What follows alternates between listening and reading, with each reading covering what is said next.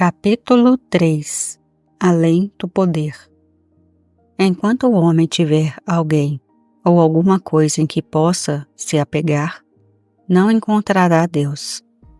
Qualquer coisa que o homem conheça ou possa vir a conhecer por meio de sua mentalidade humana, seja coisa ou pensamento, isso não é Deus.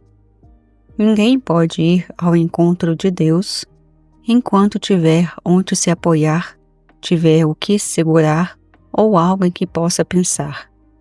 E apesar de parecer estarrecedor e incrível, é verdade.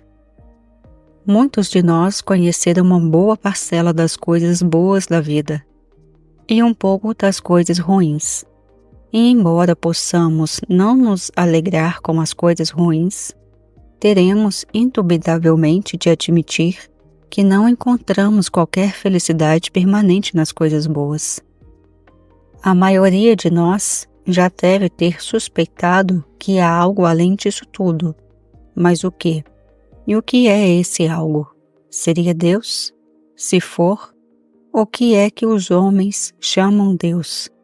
Será Deus uma vã esperança? Um sonho sem sentido? Ou será Deus de fato tangível? É possível conhecer Deus?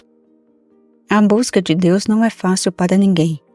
E quando chega a sua revelação, é algo tão diferente do esperado que, se a pessoa for honesta, terá que confessar que está além da sua compreensão.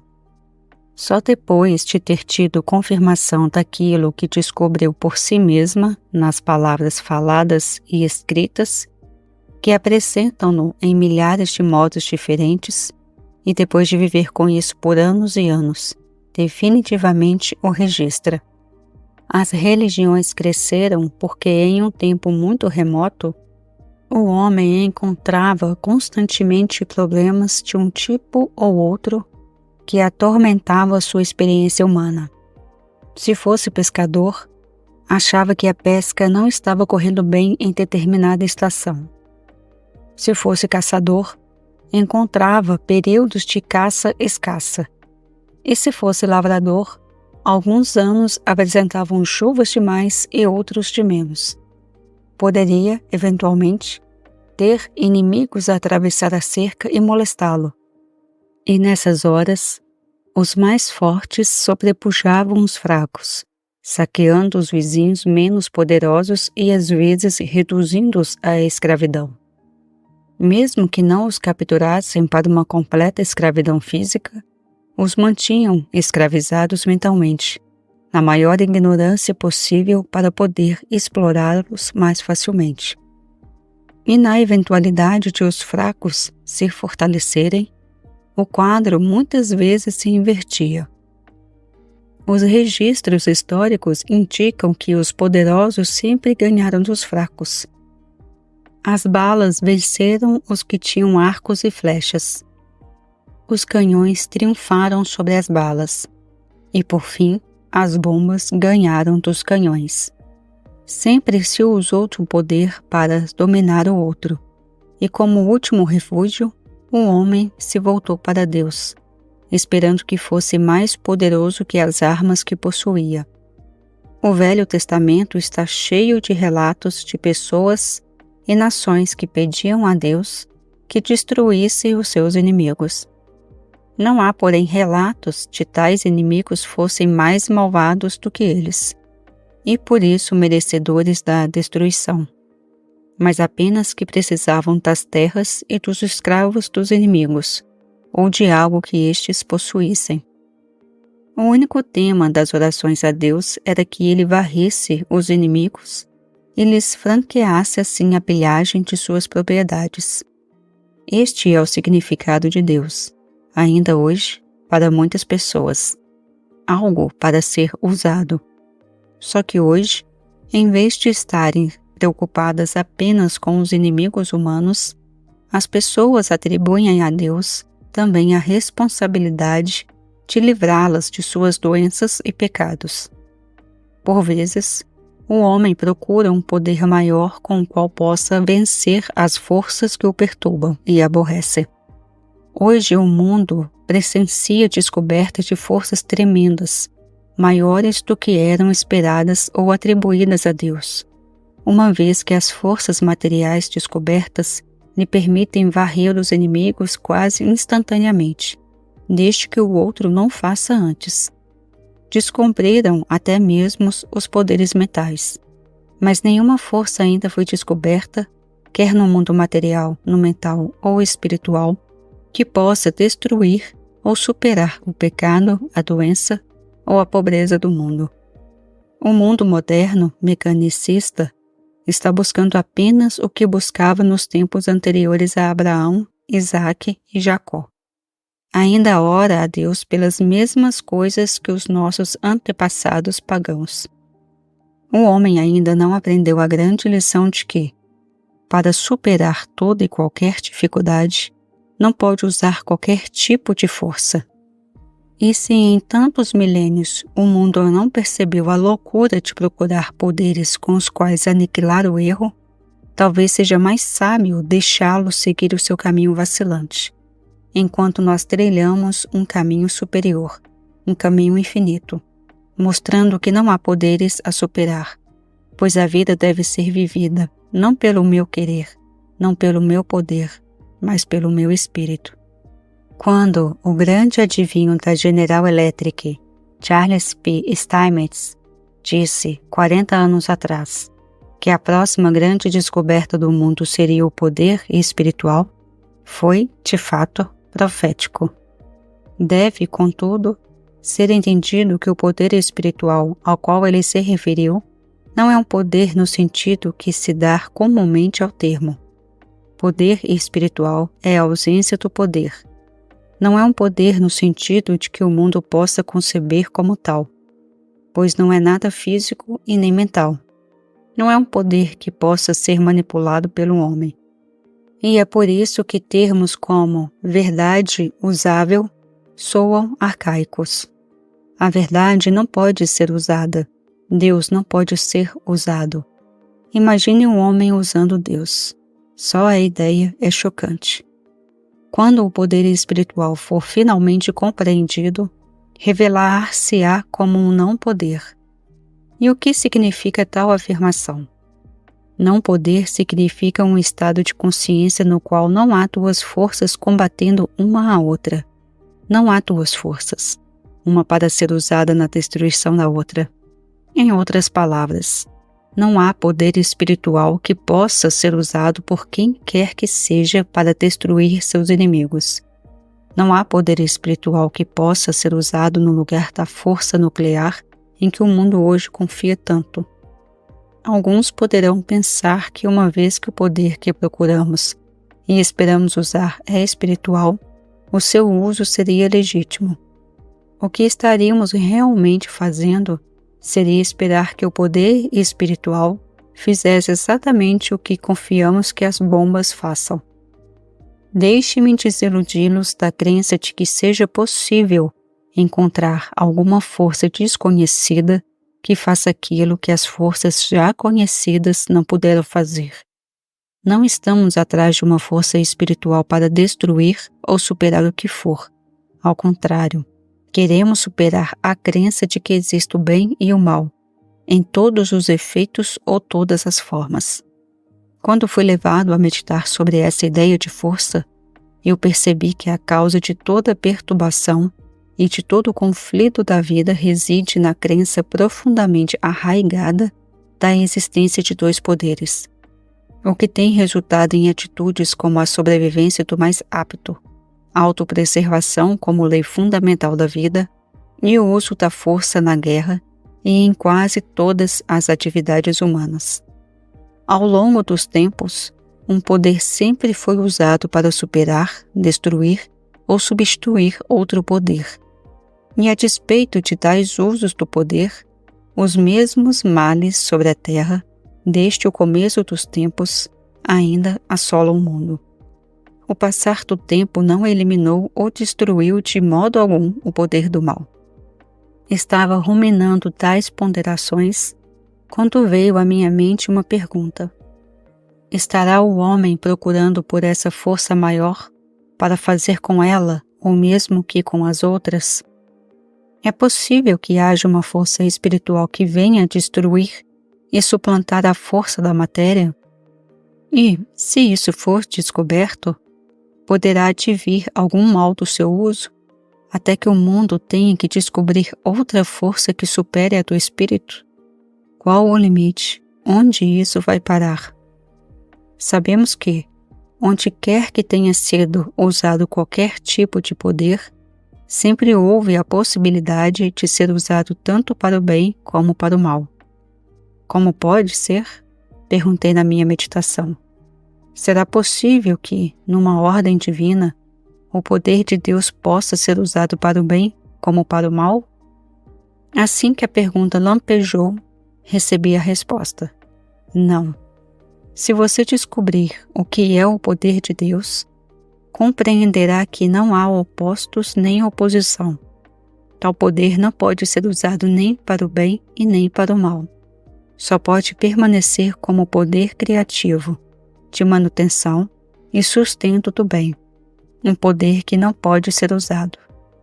O poder de Deus não pode ser usado. Ele pode nos usar, mas não pode ser usado por nós.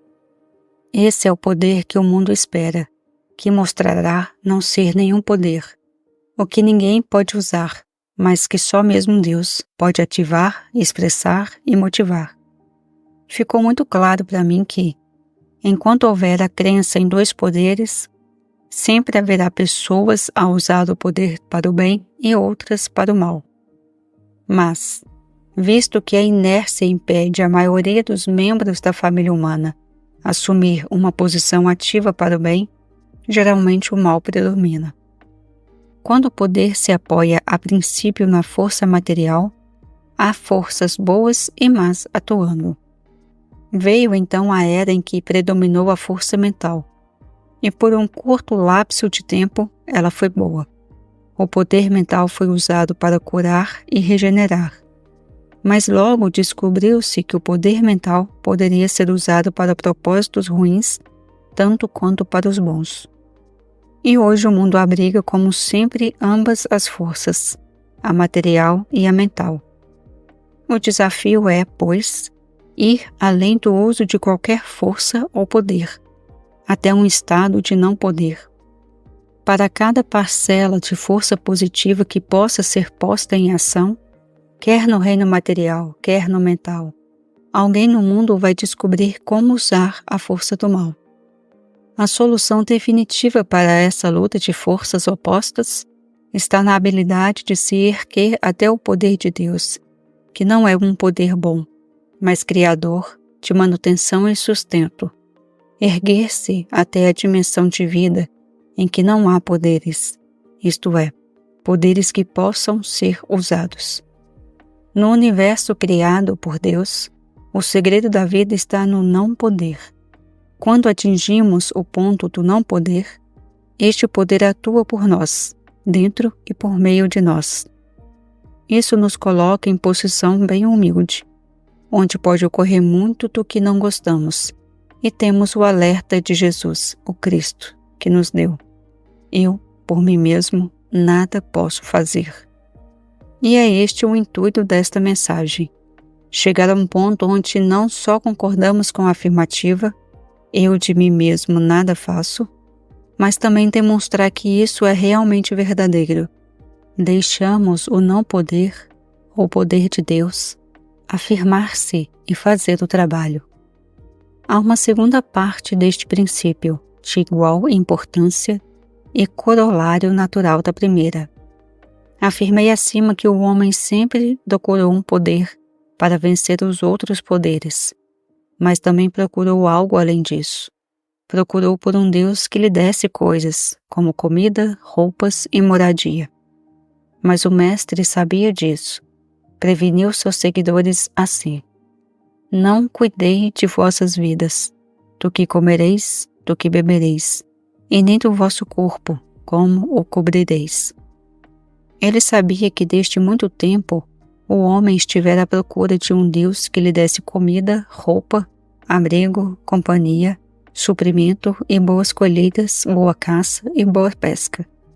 E apesar da sua ordem para que parassem de procurar por coisas, 2000 anos depois o mundo ainda vai à igreja rezar justamente por aquilo que o Novo Testamento disse para não buscar na oração. Os homens ainda procuram um Deus que lhe dê as coisas, e falham assim como falharam na busca de um Deus que fosse um poder insuperável para destruir os seus inimigos. Quando abandonarmos a busca do poder de Deus, encontraremos o não poder que trará harmonia para a nossa vida. Quando pararmos de pedir coisas para Deus, receberemos o maior dos presentes, Deus mesmo.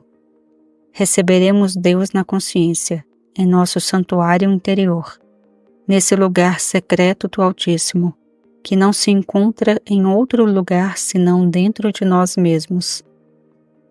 A grande lição a ser aprendida é que o intuito de todas essas coisas é a descoberta de Deus, como um fim em si mesma. Aqueles que pensam, será que terei saúde? Ou será que terei farto suprimento? Minha resposta é, eu assim suponho, pois a graça de Deus nos supre abundantemente de tudo o que precisamos, mesmo daquilo que se apresenta como este nosso cotidiano, embora nós não tenhamos qualquer poder para obter tais coisas de Deus. Quando temos a real percepção consciente de Deus, a dor, as perdas e as limitações desaparecem. Infelizmente, ainda haverá pessoas doentes ou pobres. Os pobres sempre estarão conosco, pobres de saúde, de carteira ou pobres moralmente. Com estes, repartimos a abundância do melhor de nossa capacidade. Mais do que isso, não podemos fazer. Nunca poderemos dar-lhes tudo aquilo de que precisam ou que querem. Essa é uma impossibilidade, porque não tem fim as necessidades ou os desejos do homem cujo fôlego está nas narinas. Pois, até que alguém perceba a futilidade da busca das coisas, nunca será satisfeito. Porque não paramos de procurar o poder de Deus, de buscar algum pensamento ou verdade que achamos que nos deixaria melhores ou mais prósperos? E em vez disso, não atentamos para o fato de que, por nós mesmos, nada podemos fazer, e que ninguém descobriu um poder que destrua os inimigos.